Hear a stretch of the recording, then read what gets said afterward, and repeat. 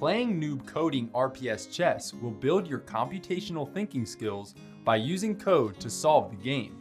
The goal of the game is to capture the pieces on the board using code to make chess movements with the rock, paper, scissors rules in mind.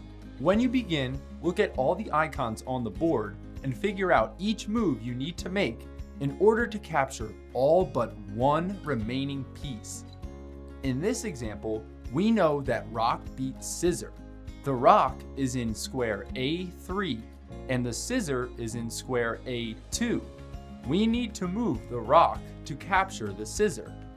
To do that, first click on the piece you want to move. The icon shows up on the coding panel on the right.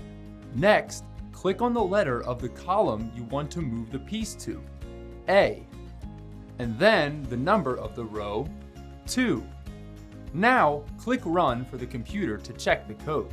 If your code is correct, the boxes will turn green and the piece will move and capture the pieces. If you make a mistake while coding, you can click on the box to delete the move.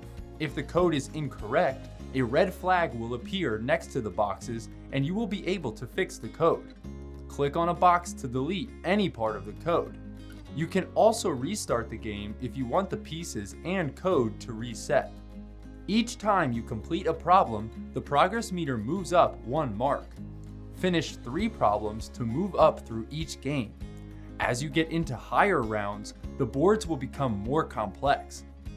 When facing a problem with a lot of pieces, remember to solve the problem first in your head or on scrap paper and then focus on coding one move at a time. You can also move a piece more than one space. Just click the column letter and row number of the next space you want the piece to move to.